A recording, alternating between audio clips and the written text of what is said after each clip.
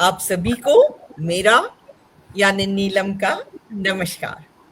और मेरे साथ हैं 3 खूबसूरत शख्सियत, डॉक्टर रीता मल्होत्रा, अजात आनंद उर्फ रूपा भार्गव और आशु रात्रा।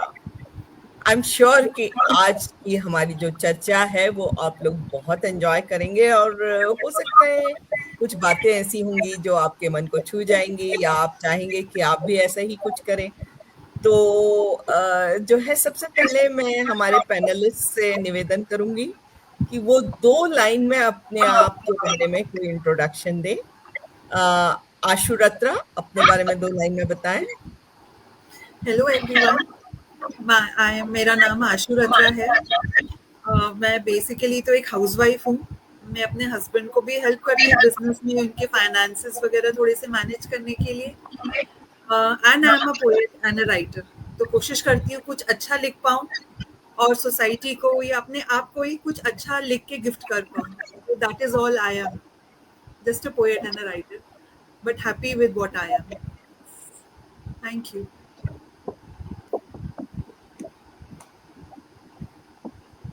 नीलम जी, आपकी आवाज नहीं आ रही है, आई थिंक म्यूट। आशु, आप अपने आप को बहुत अंडरमाइन कर रही हैं। आप एक हुनर की मालिका हैं और जो है, देखिए, आप घर भी संभालती हैं, फाइनेंसेस भी संभालती हैं हस्बैंड के बिजनेस के, और लिखती भी हैं। क्या बात है, आपके लिए तालियां।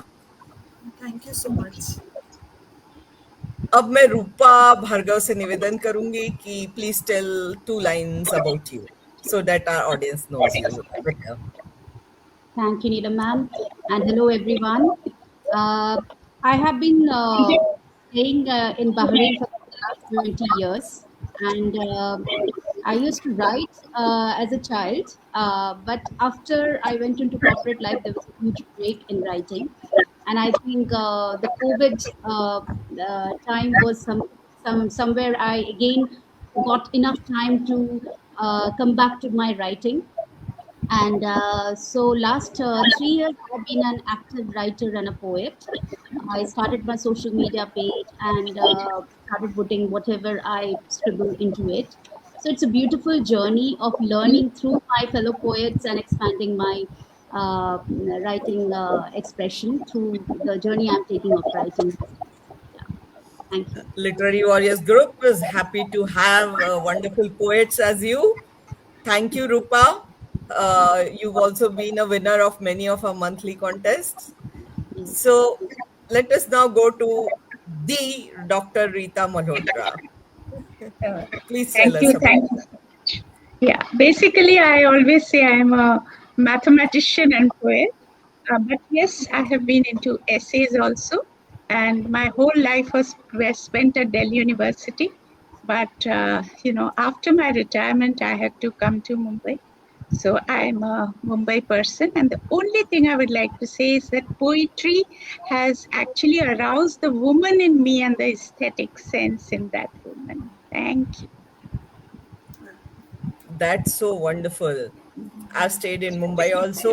Wish we had met then, but Yes. everything is ordained.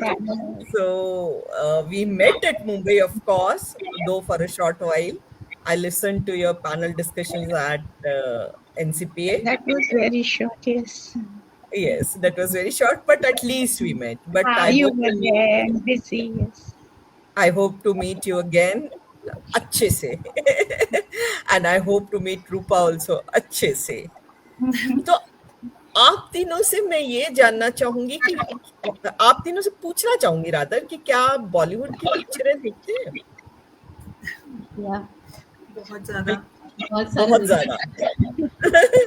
तो चलिए, आपको एक ऐसी पिक्चर का नाम बताना है जो आपको बहुत पसंद आई होगी। सबसे पहले मैं रूपा से पूछूंगी। Jab We Met was one of them. Three Idiots I really loved. Three Idiots, if I have to rate, Three Idiots is one of the best. It always sticks to me. I can see it many times. Doctor Rita, आपकी favourite picture कौन सी है?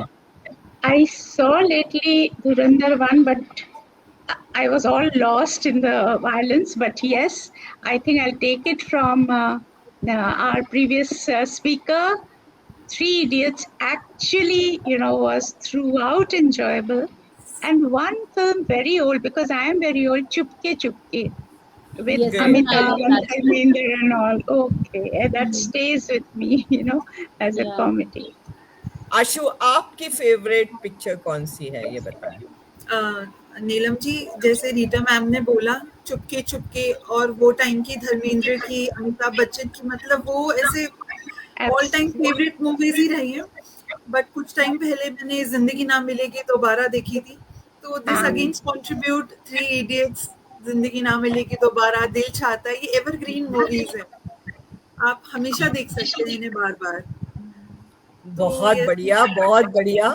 तो मैं उस उत्तर के करीब जा रही हूँ आप लोगों के आंसर से, जो मैं खोज रही थी कि आपको एक पिक्चर में सबसे खास क्या लगता है. उसकी कहानी, उसके किरदार, उसके एक्टर, उसका म्यूजिक, या कुछ और, उसकी सीन हो सकती है. तो सबसे पहले एक प्रश्न मैं पूछूंगी डॉक्टर रीता मल्होत्रा से. What do you like the best in a film? I have to go back to, was it Zindagi Na Mile Dobara, जिसमें lyrics बहुत सुंदर थे. Was it that one? Where Hrithik Roshan and हाँ जी, Farhan Farhan Yes, Akhtar, yes, Hrithik yes. रोशन, हाँ and वो जी, जब गाड़ी में अभय जाते देओल, कुछ लिरिक्स बोलते, शायद वो जावेद अख्तर जी के ही हो, आई डोंट नो, हाँ जी, बट इतने ब्यूटीफुल थे कि हॉल में मन कर रहा था कि लिख लूं, so that I can reread them. And the music, Great, great, great. So you love the lyrics. आशु, आपको आपकी फेवरेट पिक्चर में सबसे अच्छा क्या लगा?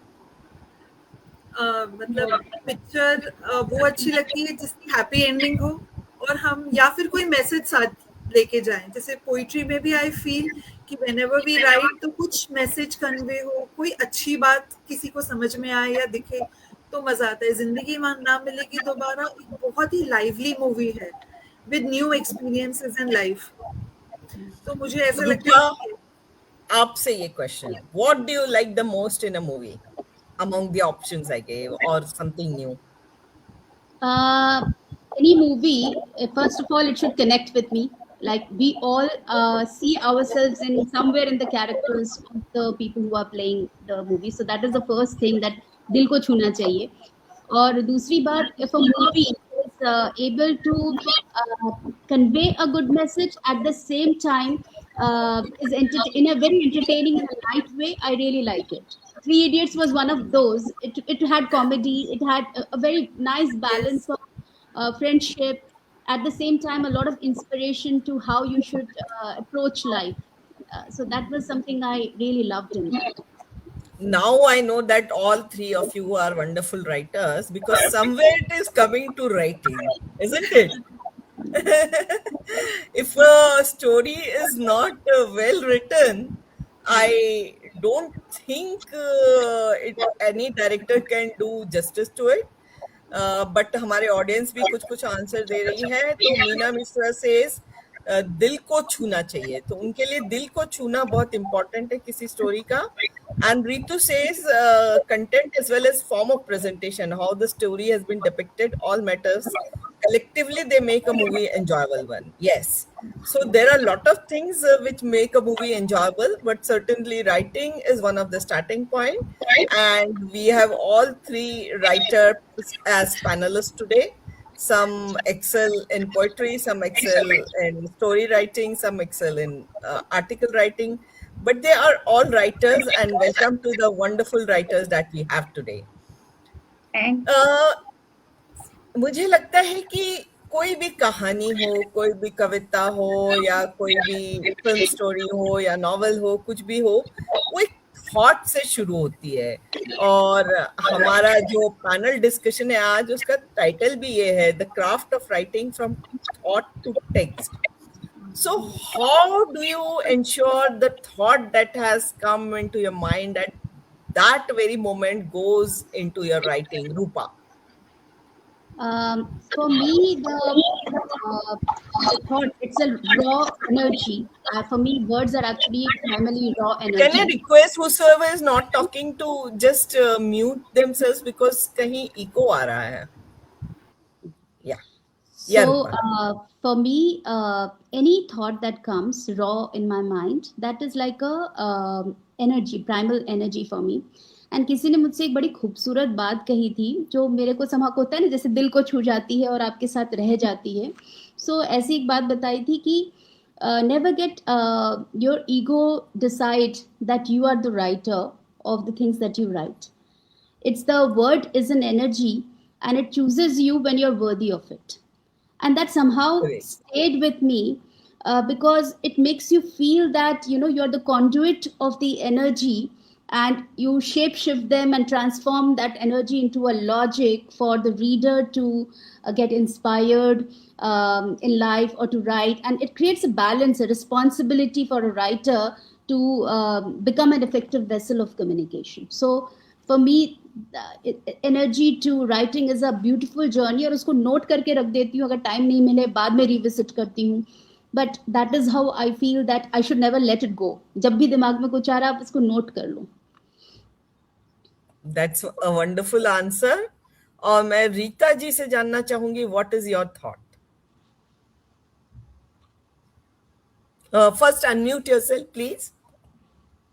Yeah, from thoughts, of course, sometimes it's a fleeting thought, sometimes, a phrase, or sometimes just an inspiration from what you're watching around.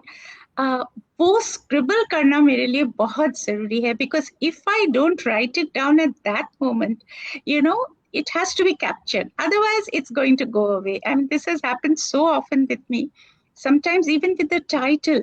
But that is very important.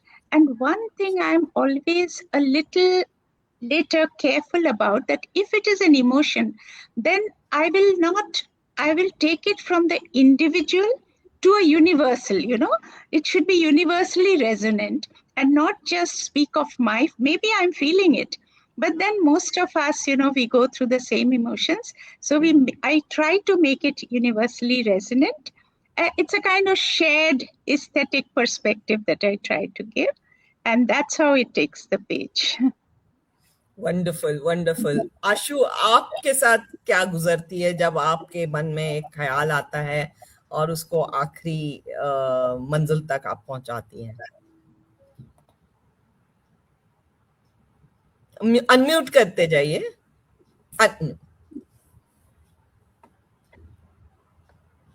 अभी भी आप म्यूटेड हैं. हाँ नीलम जी, जब ख्याल आता है तो सबसे पहला काम होता है उसे लिख लो, कहीं थोड़ा सा नोट डाउन कर लो ताकि उसको रेफर कर सको बाद में, whenever you are free, या कभी भी लिखने का ऐसे मन किया तो उसे देख सको. और जब कोई थॉट माइंड में स्ट्रक होता है तो आई थिंक ना मैं आगे मूव ऑन नहीं कर सकती. whenever I feel like writing, मैं वापस घूम के उसी थॉट पे स्टक हो जाती हूँ, and I just want to write it. और जब तक वो कंप्लीट नहीं होता, it is there in my mind continuously. तो आपके अनुसार क्या सबसे मुश्किल है, सोचना, उसका आकार देना या लिखना?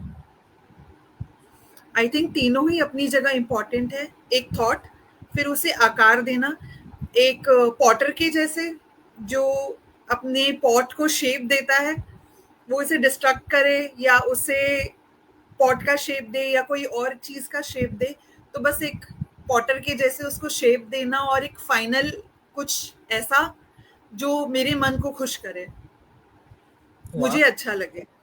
तो आप खुद के सुख के लिए लिखती हैं या लोगों खुश हों, आपको वाहवाही दें इसलिए लिखती हैं? सबसे पहले तो मैं अपने लिए लिखती हूँ. मुझे सेटिस्फैक्शन होगा कि हाँ मैंने सही लिखा है और मैं एक सही मैसेज कन्वे कर रही हूँ. उसके बाद वो बाद में जाए कहाँ पहुंचे वो अलग बात है, लेकिन सबसे पहले मुझे वो सही लगना चाहिए. मेरी ऐसे थॉट है. तो रूपा, आपसे अगला क्वेश्चन है कि क्या आप भी खुद के लिए पहले लिखती हैं या लोगों के लिए? पहला तो खुद के लिए ही होता है, क्योंकि जब एक थॉट आता है तब मैं उस पर किसी तरह की कोई अंकुश नहीं लगाती हूँ. उसको बस बहने देती हूँ, जो भी आया ना. उसमें मैं कोई पोएटिक मीटर सोचती हूँ ना कोई रिदम सोचती हूँ. जो थॉट आ रहा है उसको बस पेपर पे वैसे ही डालो, पूरा लिख डालो, and let it flow the way it is coming to you. And जो स्ट्रैटेजिक दिमाग लगाना है कि मीटर पे बैठा कि नहीं, रिदम पे बैठा कि नहीं, वो सब मैं बहुत बाद में करती हूँ, that's a revisiting, but initial is always just a writing. But when it comes to putting in a public platform, like since I run a page, तो उसमें कई बार होता है कि बहुत सारी चीज़ें मैं डालती ही नहीं हूँ. मुझे लगता है कि जो पहुँच पाएगी वो मैं डालूंगी. Sometimes I feel that maybe my readers are not yet ready to take this, तो मैं नहीं डालती हूँ कुछ चीज़ें इसमें. Rita ji, how do you assume that the readers are going to like something or not like something? You are mute.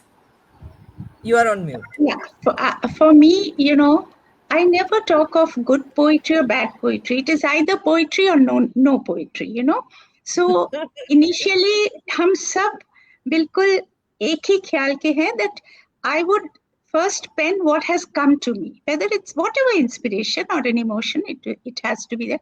But ultimately, if it has to be called poetry, और अगर मैं अपने आप को poet बोलना चाहती हूँ, तो then I will first give it a stability of structure. Usme the flow should be there. There should be no conversational slackness. Conciseness बहुत ज़रूरी है. Because ultimately poetry is also, I consider, as a language, and we have to communicate in that language. So there should not be any Chinese wall between between me and my readers. And finally, the poetic ear, that is very important, the rhythm. So that is when I work on it. And as Rupa ji also said, that even if I don't talk of meters, but yes, verse crafts, definitely, somewhere or the other, I try.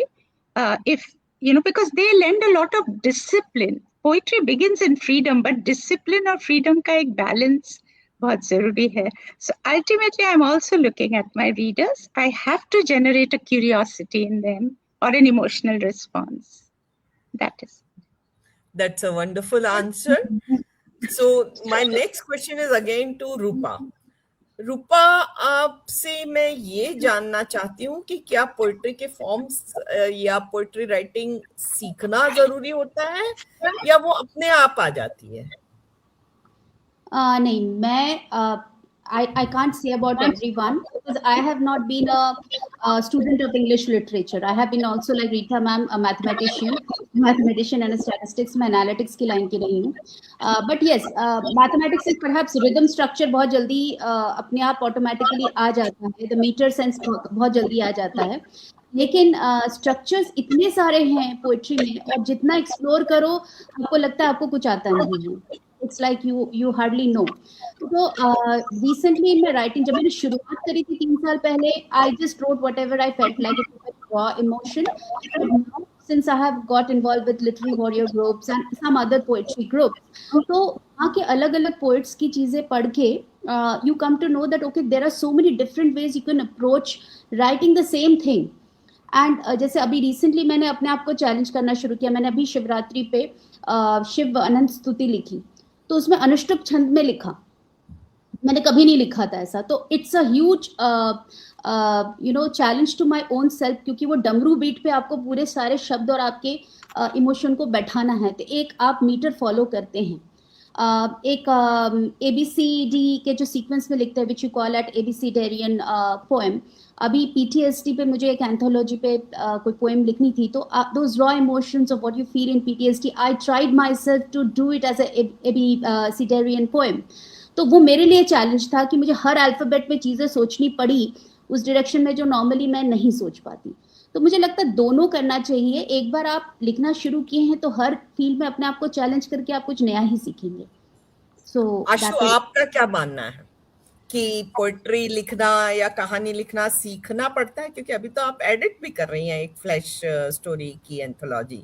In fact जो भी आज हमसे जुड़े हैं उनको मैं बताना चाहूंगी कि लिटरेरी वॉरियर्स ग्रुप लखनऊ में एक लिटरेचर फेस्टिवल ऑर्गेनाइज करने जा रहा है इस साल 3 और 4 अक्टूबर को, जिसमें बहुत सारी प्रतियोगिताएं हैं, कुछ एंथोलॉजीज भी हैं.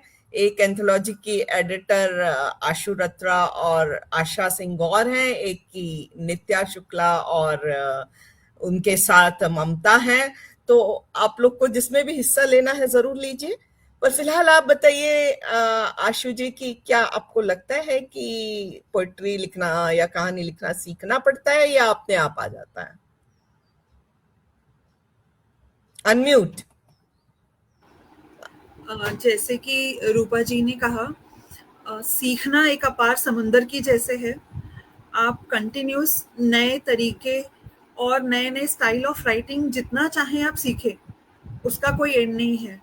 नॉर्मल राइटिंग तो हम करते ही हैं, लेकिन कई बार अपने आप को खुद को चैलेंज करने में जो मजा आता है वो किसी चीज में नहीं आता। तो आई थिंक लर्निंग प्रोसेस तो लाइफ लॉन्ग चलता है, आई थिंक एंड तक चलता है। तो yes, learning is as important as writing. और ऐसे कुछ ओल्ड बुक्स में फॉर्म में ये लिखना। बहुत इम्पोर्टेंट हो जाता है ना, जैसे आपने एक बुक के बारे में मेरे से चर्चा की थी, तो क्या आप उसके जी, बारे में एक लाइन में कुछ बताना चाहेंगी? हाँ जी, मैंने Sikh women of Sikh history, जिन्होंने 18th सेंचुरी में एक्चुअल जंगें लड़ी थी, वॉर्स में वो लोग थी, वो लोग फाइट करती थी, तो उनके बारे में रिसर्च किया था। I went to Punjab and all, उनके कईयों के गुरुद्वारे भी हैं, और उन्होंने उस टाइम पे तलवार और मतलब शस्त्र उठाए और जंगें लड़ी। तो वो हिडन रह गई, आई थिंक उनको कोई नहीं पहचानता, तो हमने उनके बारे में रिसर्च की थी and I am trying to make a book out of it. तो वो एक प्रोसेस चल रहा है वॉरियर सिख फीमेल्स के ऊपर 17th सेंचुरी की। तो let's hope by the end of this year I could complete that project. Yes, बहुत तो बढ़िया। हम सबका there is no learning. Yes, So there has been a lot of learning into this lot book, I of. assume, yes, and thank you for telling us about it.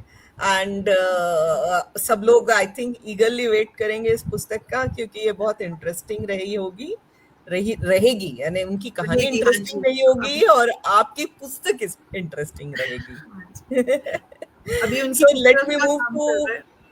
काम चल रहा है, हाँ बहुत हाँ बढ़िया, जी, बहुत बढ़िया। It will take time. So my next question is to Dr. Rita Malhotra. Dr. Rita ji, you have been writing poetry since years, I assume. So Yeah. how did it grow? Like your journey would be particularly interesting. Did you start writing just like that and then you developed your own style? या कैसे हुआ ये?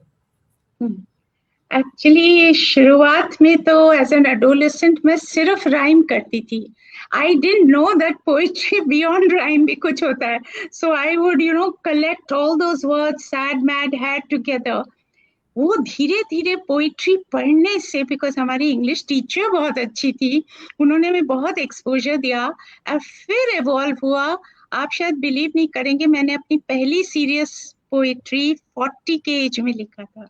आप लोग तो कितने छोटे हो, I started very late writing serious poetry, but मेरे वर्ड्सवर्थ और टैगोर एंड लॉरेंस, ये तीन लोग मुझे, आई डोंट नो क्या उन्होंने मैजिक कर दिया कि मैं इन तीनों से मैंने शुरुआत की. फिर बहुत रीडिंग, पोइट्री रीडिंग स्पेशली, तो इवोल्यूशन धीरे धीरे आ ही गई. कुछ हम समझे. मेरे एक मेंटोर थे रक्षतपुरी जी, उन्होंने मुझे कई बार, उनको मैं क्वेश्चन बहुत करती थी, उन्होंने मुझे कंसाइजनेस सिखाया. जो मैथमेटिक्स में भी हम we are very precise and this thing, but उन्होंने मुझे पोइट्री में कि इसको शॉर्ट करो, छोड़ो, यू डोंट नीड टू से, वो मैंने बहुत सीखा. So reading has helped me a lot. और पर्सपेक्टिव्स भी बहुत ब्रॉडन हो जाती है. माइंड का reflective domain of the mind, जहाँ से पोइट्री स्टेम होता है, that broadens, the spectrum broadens as you absorb plural artistic treasures. This is what I think my journey has been. So all three of you agree that poetry writing starts as an instinct. You feel like writing and you write, and then you keep honing your skills so that you better yourself every day. It's not about anybody else, it is about yourself. आप खुद को खुद से बेहतर बनाते जाते हैं एक बार चीज की शुरुआत हो जाए तो बहुत ही अच्छे यहाँ आंसर आ रहे हैं और बहुत ही अच्छी चर्चा चल रही है. तो अगला क्वेश्चन मैं फिर से डॉक्टर रीता से ही पूछना चाहूंगी. Is writing cathartic? क्या लिखने से आपको से कभी कोई परेशानी में है और आपने लिखा तो आपको हील्ड लगता है, आपको अच्छा लगता है लिखना? इसके बारे में कुछ जानना चाहूंगी डॉक्टर रीता. आपने जो पूछा इस समय सॉरी बट थोड़े से आंसू आ गए, क्योंकि एक्चुअली जब हम इमोशंस में होते हैं, इस समय मैं एक बहुत डिफिकल्ट दौर से गुजर रही हूँ, but I will not be able to write. मुझे अपने इमोशंस से डिस्टेंस क्रिएट करना होता है। जब तक मैं डिस्टेंस क्रिएट नहीं कर पाऊंगी, इमोशन के विद इन रहूंगी, मैं कभी भी लिख नहीं पाती हूँ। पता नहीं ये सबके साथ, I don't know whether it's true for everybody, but somewhere I feel that this is true, and then you can capture the emotions better. Because we recently had a loss in the family, and it was a young loss, so that's why I'm very emotional at this time. And I think I'm thankful to Neelam ji and the rest of you, so that we met today. This is going to be also a catharsis for me, because somewhere I've started. This is my first, we are talking about poetry after, say, the last 25 days or so. So I think, thank you for that. And yes, it is very cathartic. It also happened when I lost my mother. I would just break down, and then came poetry, and things slowly started improving. Thank you for the question also. Thank you, Dr. Rita. Our heartfelt love to you. May you and your family be strong. And Dr. Rita has brought forth a very important point, that she tries to distance herself from the thought and then starts writing. But it may be different for different people. तो आशु, आपके साथ कैसा होता है? कभी आप दुख में या किसी विपदा में होती है तो क्या लिखने से आपको कुछ आराम मिलता है? जी मैम, आई थिंक राइटिंग सबसे बड़ा हीलर ही है मेरे लिए। मतलब इट रियली हील्स मी। जब मेरे इमोशंस बहुत हाई होते हैं या बहुत स्ट्रॉन्ग सेंटिमेंट्स या हर्ट होते हैं, कुछ होता है, तो I think that is the best way I can express my self. और मैं लिखूं तो मुझे खुद मन से, अंदर से बहुत ज्यादा रिलीफ लगता है। तो it act as a healer to me. It is a strong healer, yes. What about you, Rupa? I will put a humor element also in that. कभी कभी ऐसा होता है कि आप ना पब्लिक में लोगों को गालियां नहीं दे सकते हैं। कोई आपके साथ कुछ ऐसा हरकत करता है, आपको मन तो करता है कि आप 3-4 अच्छे से श्लोक सुना दें, पर आप सुना नहीं सकते। तो ऐसे केसेस में भी मुझे लगता है कि that energy I want to just give out somewhere, but I am not caring with me, तो I put it back in my sentences. So एक मैंने रिसेंटली पोएम लिखा था which I used only oxymorons in that. It was called Crowded Isolation. So it was all about, the fake relationships that people maintain in the society, being something on the front and being something behind. तो उस पे मेरे irritation पे मैंने लिखा था। तो मुझे लगता है उसको लिख के मैंने वो, I just puked it out on the paper and took out the So that's quite an interesting answer. We'll come to these interesting answers once again. मैं भी बताना चाहूंगी कि मैं भी जब इमोशनल क्राइसिस से गुजर रही होती हूँ कभी भी, तो मैं तो बहुत लिखती हूँ। मुझे याद है कि एक दिन मैंने 20 कविताएं लिखी थी, क्योंकि मैं बहुत हर्ट फील कर रही थी, और मैं लगातार लिखती रही जब तक कि मेरा मन एकदम शांत नहीं हो गया। तो सब अपने अपने इससे गुजरते हैं। परंतु मुझे याद आ रहा है कि ये पैनल डिस्कशन का जन्म कहाँ हुआ था पैनलिस्ट का। मैंने ग्रुप में क्वेश्चन पूछा था लिखने के बारे में, तो सबने बड़े अच्छे आंसर दिए थे, कुछ बड़े मजेदार से भी थे। तो मैंने 1-2 मजेदार से भी आंसर पिकअप किए थे। आशु ऑलरेडी हंसने लगी क्योंकि उसको पता है कि मैं उस पे आ रही हूँ। तो आशु बताओ अपना एक्सपीरियंस। हाँ जी मैम, जैसे खाना बनाते वक्त मुझे, एक तो मैं आइसोलेटेड होती हूँ और मेरा पूरा कंसंट्रेशन सामने कढ़ाई और करछी पर होता है। तो as we put in salt, pepper, red chilli powder और जो जो डालते हैं, आई थिंक पोइट्री में भी हम वो सब डाल के जो डिश बनती है एज पोइट्री, तो वो बेस्ट ही होती है। कुकिंग करते करते पोइट्री के साथ साथ, मेरा खाने के साथ साथ मेरी पोइट्री भी रेडी हो जाती है। और कई बार मैंने नोटिस किया है that is the best way I write. I am in the kitchen और एंड में I am serving my poetry as well. तो कई बार मेरे हस्बैंड को पहले पोइट्री सुननी पड़ती है और फिर खाना मिलता है। बहुत इंटरेस्टिंग तरीका आपने बताया, क्योंकि पोएट्स को सुनने वाले मिलना बहुत मुश्किल होता है। तो ये बहुत अच्छा तरीका बताया कि तब तक खाना ही नहीं सर्व होगा जब तक आप पोएट्री ना सुनेंगे। बहुत मस्त। मैम मैं बहुत लकी हूँ इस चीज को लेके, मेरे पापा भी मुझे बहुत सपोर्ट करते हैं। तो सेकंड कॉल मेरे पापा को जाती है कि पापा आई हैव रिटन दिस और मैं कल मिलने आ रही हूँ और आपको सुनना है। तो वो मुझे बहुत सपोर्ट करते हैं, मेरे हस्बैंड और मेरे पापा। तो दैट वे इट गोज। तो कुछ और मजेदार कहानियां सुनना चाहूंगी कि डॉक्टर रीता, आपके साथ कुछ ऐसी मजेदार चीज हुई है जो पोएट्री लिखते लिखते जिसने आपको कभी हंसा दिया हो? यानी जिंदगी में कभी गम होते हैं, कभी खुशियां होती है, तो कभी कभी आपको खुशी मिली होगी, तो कब आपको सबसे ज्यादा खुशी मिली कि आप लिखती हैं इस बात को लेकर? अगर आप मानेंगी तो खुशी से मेरी पोइट्री कभी नहीं निकलती. It is usually, when I am in a very solemn mood, I want that silence या solitude जिसे कहते हैं कि भाई मेरे आसपास जो है वो calm, everything should be calm, ताकि माइंड को एक कामनेस मिले. वो मेरे लिए साइलेंस ठीक है, बट एक व्हाइट नॉइज होती है वो चलता है. Maybe some music is on और something continuously in the same rhythm. Otherwise, I can't write. And believe me, Neelam ji and Rupa and Ashu, I have never written humorous poetry. मुझे आता ही नहीं है लिखना. I admire people जो humor लिखते हैं. Anecdotes हैं मेरे पास जो real life है this thing. But I have never been able to pen humor. मैं कर ही नहीं सकते. I'm very bad at that. नहीं, पर ह्यूमर लिखना तो यानी फॉर्म ऑफ आर्ट लिखना तो हर किसी की अलग अलग कैपेबिलिटी होती है. मेरा वो क्लासमेट्स पे, क्लासमेट्स पे टेकिंग देयर फनियर एस्पेक्ट्स और पर वो राइम कर करके, तो वो मेरी वो इवॉल्व स्टेट नहीं थी.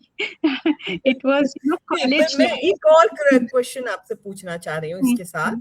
ह्यूमरस पोएट्री के बारे में ये नहीं है, this is regarding what give you happiness. Like for me, poetry has connected me to such wonderful people. So that is my happiness. Yes. Happiness. It not connection मिला है. मतलब poetry connects. ये तो हम हमेशा कहते हैं. और specially एक चीज बोलना चाहूंगी, वो जब हम different cultures के cultural differences में आते हैं, we meet people from other cultures, वो मुझे बहुत happiness देता है. Because वो जो हम एसिमिलेट करते हैं ना दूसरे ट्रेडिशंस, दूसरे cultures, and lots of poetry also comes even though we are rooted in our own culture, but उसमें इतना ब्रॉडन होता है. और एक चीज मैं आपको बताऊंगी, अगर वो हैप्पीनेस तो नहीं था पर हाँ ह्यूमर, जब हम क्योंकि मैथमेटिक्स की थी टफ तो लगता ही था, and then we made a whole poem on rhyming. Like after much consideration and consultation, we have come to the conclusion that maths examination is a distillation. That was a whole poem.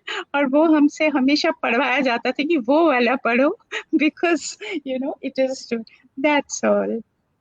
But yes, happiness in various ways. You are so right. The connection. बहुत बढ़िया. इतने देर से हमारी चर्चा चल रही है और ऐसा लगा कि अभी अभी चर्चा चल रही है. अभी अभी मेरी नजर रही कि अच्छा हम लोग तो ऐसे बात कर रहे हैं जैसे अगल बगल में बैठे हों और डिस्कस कर रहे हों. तो आखिरी के कुछ क्वेश्चंस, शॉर्ट क्वेश्चंस सभी के लिए. Rita ji is writing more about listening और saying? More about listening. I always, you mean the rhythm? Because I'm very particularly कि लिखना ठीक है saying, but then क्योंकि poetry concise है, statement of facts हो नहीं सकता, फिर मैं essays पे चली जाती हूँ अगर argument देना है, research करना है saying. But poetry is always about that rhythm. तो वो बार बार पढ़ती हूँ, अपने आप को पढ़ती हूँ. कई बार अगर कोई इंटरेस्टेड हो तो उनको सुनाती हूँ कि वो जो कहते हैं ना, it is a ballet for the year, वो चीज जब तक नहीं आती, usually I go on and on, but कभी कभी पूरा नहीं हो पाता है. But yes, it's about listening, communicating and the rhythm. Rupa, next question to you. Do you trust your first instinct or your final edit? I trust both actually. First instinct is very extremely important to be noted, to give it a shape and bring it to a certain form. So the first instinct, I try not to miss it and note it down immediately whenever. Like कभी कभी तो हो गई, जैसे आशु ने बोला खाना बनाते बनाते कुछ भी करते करते कहीं पे भी कोई भी आइडिया सडनली स्ट्राइक कर सकता है, उसको नोट करके रख देती हूँ. And but yes, when I give it a shape at a later stage, yes, this comes into picture. Yes. आशु, आपके लिए प्रश्न, कोई एक ऐसी हैबिट बताइए जो हर पोएट या राइटर के पास होनी चाहिए, जिसके बिना उसकी कविता या कहानी अच्छी नहीं हो सकती. मैम मुझे लगता है रीडिंग हैबिट. आप जितना रीड करेंगे उतना आपका विजन ब्रॉड होगा, और हम अपने आसपास की चीजों को देखकर ऑब्जर्व कर कर लिखते हैं कई बार, तो हम एक वो ब्रॉडर विजन को मिस कर देते हैं हमारी राइटिंग में. तो द मोर वी रीड, हम जितना पोइट्रीज को रेफर करें, जितना रीड करें, जितना उनकी मीनिंग्स को सर्च करें, तो I think that helps a lot in writing, in both, in prose as well as in poetry. दोनों में ये चीजें बहुत हेल्प. तो बहुत बढ़िया. ये तो मैं भी मानती हूँ कि जो नहीं पढ़ता बिल्कुल वो इतनी अच्छी कविता लिख ही नहीं सकता. तो अब हम आखिरी क्वेश्चन की ओर पहुंच रहे हैं आज के पैनल डिस्कशन में, जो मैं तीनों पैनलिस्ट से पूछूंगी. तो ये सब आप लोग के लिए इम्प्रॉम्प्टू क्वेश्चंस थे, और जानबूझ के मैंने इम्प्रॉम्प्टू रखे क्योंकि इम्प्रॉम्प्टू आंसर्स मुझे लगता है सबसे अच्छे होते हैं. जैसे आइडिया सबसे अच्छी होती है, बाद में आप उसको और बेहतर बना सकते हैं, पर आइडिया होना सबसे इम्पोर्टेंट होता है. तो उसी तरह मैंने जो है आप लोगों को कुछ प्रश्न बताए नहीं थे जो कि मैं पूछने वाली हूँ. तो अपनी जिंदगी में मिथ्स बहुत होते हैं.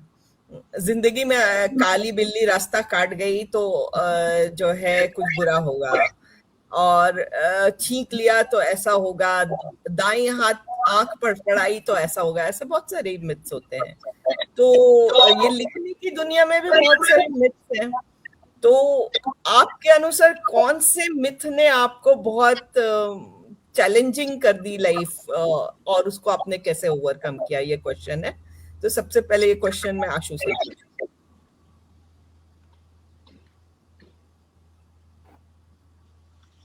या आपको ऐसी कोई मिथ बर्स्ट करने की जरूरत नहीं पड़ी? नहीं पड़ी मैम, कोई मिथ. Okay. तो क्या आपको लगता है जो बहुत, चलिए मैं आपको कुछ प्रॉम्प्ट देती हूँ, क्या ये मिथ थी आपको कि जो लिखते हैं सब वो बहुत बड़े लिटरेचर के स्टूडेंट हैं, या कुछ इस तरह की मिथ थी आपको जब आपने लिखना शुरू किया? मैम मैंने लिखना ही खुद के लिए शुरू किया, अपने इमोशंस को एक्सप्रेस करने के लिए शुरू किया, और मैं थोड़ा हिडन साइड हूँ, मतलब I don't express it very early, और काफी टाइम में मीडिया से या LWG से भी थोड़ा सा कट के ज्यादा रही कि मैं बहुत ज्यादा सामने नहीं आती हूँ. I keep hiding my self. तो वो मिथ तो नहीं थी, but yes I right for my self and I am very happy for. हमने आपको खोज निकाला और आपको कुरेद कर ऊपर ले आए हैं, तो और आप ऐसे ही आगे जाते रहे. तो मैम आपको बहुत बहुत थैंक यू. मेरा ये लिटरेरी वॉरियर की जर्नी भी बहुत अच्छी रही, और अब आपने मुझे एंथोलॉजी की जो रिस्पॉन्सिबिलिटी दी है, तो उससे I am like improving and learning a lot day by day. Yes, it's your talent that speaks, nothing related to me. It's just your talent and your of course sincerity. तो रूपा, आप बता सकती हैं कि कोई मिथ आपको लगी जिसको आपने बर्स्ट किया during the journey of writing? Yes, I had a myth, क्या मतलब it was a notion, because मैंने जब अपनी राइटिंग जर्नी स्कूल टाइम में शुरू किया था, मैं ज़्यादा इंग्लिश में ही लिखती थी. हालांकि मेरी हिंदी भी अच्छी है, लेकिन I was not very confident writing in Hindi. मुझे लगता था कि नहीं. तो मैं पली बड़ी हूँ ईस्टर्न यूपी में, and Banaras, Allahabad, Lucknow, that belt. I have grown up, my entire childhood was there. तो और गज़लें सुनने का बहुत शौक था, तो उर्दू बहुत सुनती थी. तो आपको पता नहीं चलता कि सबकॉन्शियसली आप कितनी चीज़ें रजिस्टर करते हैं, पर जब आप लिखना शुरू करते हैं तो आपके दिमाग में वो सारे शब्द कहाँ से आ जाते हैं पता नहीं है. पर मुझे लगता था मैं हिंदी में नहीं लिख सकती. तो हमारे यहाँ बहरीन में एक बहुत सीनियर पोइट हैं, एंड मेरी काफ़ी अच्छी दोस्त भी हैं, अनुपम. उन्होंने मेरी एक हिंदी की कविता पढ़ी और बोली, रूपा तुमको हिंदी में लिखना चाहिए. And you won't believe, I argued with her that no, I am not cut for Hindi poetry, and I can't write. I will only write in English. And she said, no, what you have done, this is something not everybody can do. You have a very good command in the language. And I was not ready to believe in that. तो मैंने दोबारा 1 साल बाद कुछ लिखा, वो दोबारा phone करके मुझे बोली, I told you write very good in Hindi, you should write. And मैं तब भी I was not ready to, I was in denial. But जब लिखना शुरू किया फाइनली मैंने, देन आई रियलाइज्ड अपने आप हिंदी में भी उतना ही फ्लो था जो मैं सोच रही थी कि मैं नहीं कर पाऊंगी. तो कभी कभी शायद अपने आप को थोड़ा चैलेंज करना पड़ता है. तो it was something I broke in myself, and I give that credit to Anupam for this.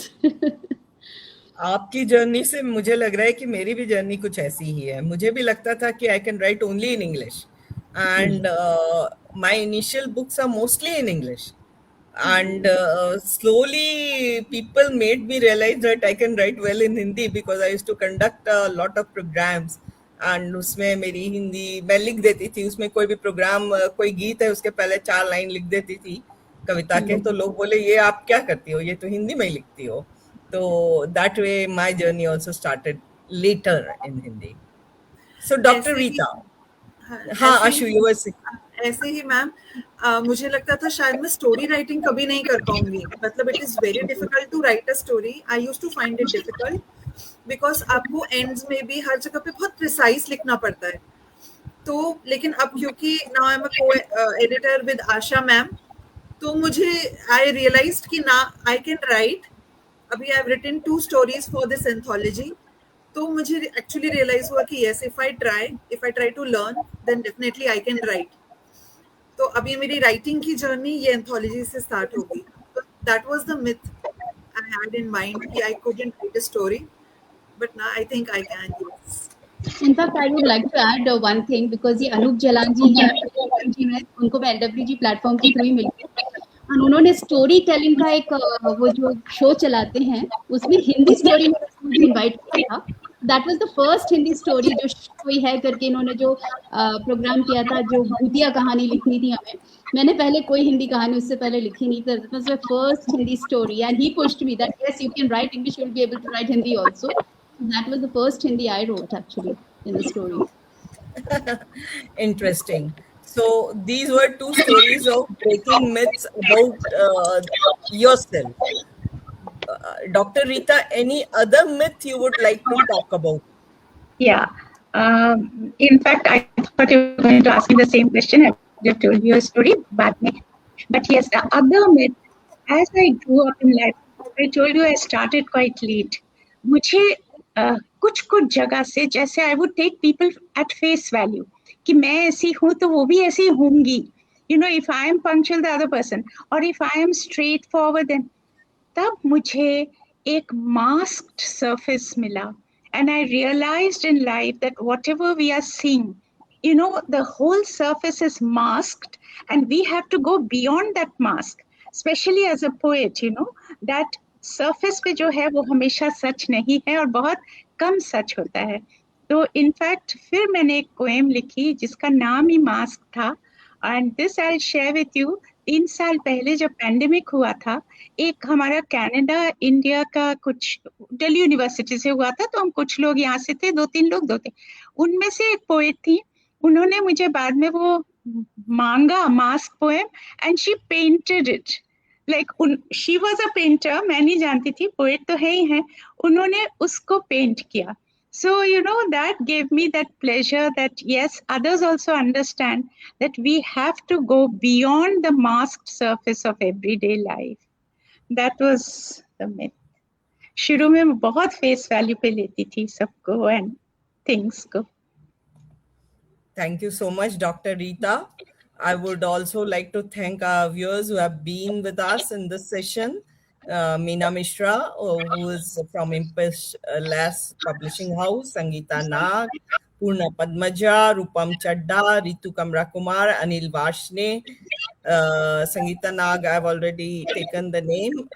So we've had a lot of viewers today joining us, though we were not doing the event at the regular time which we do. So thank you, viewers. Thank you, Dr. Rita, Dr. Rupa, and Ashu for joining this wonderful session. I feel that it was a very, very wonderful discussion. Ekdam done with stark honesty. Meena is saying stark reality. I'll say it is stark honesty के साथ ये panel discussion हुआ और बहुत अच्छा लगा और आप तीनों के लिए मुझे ये कहना चाहूंगी कि आप बुलंदियों को छूती रहें. Keep rising. Of course, we all write for ourselves, as all three of you stated.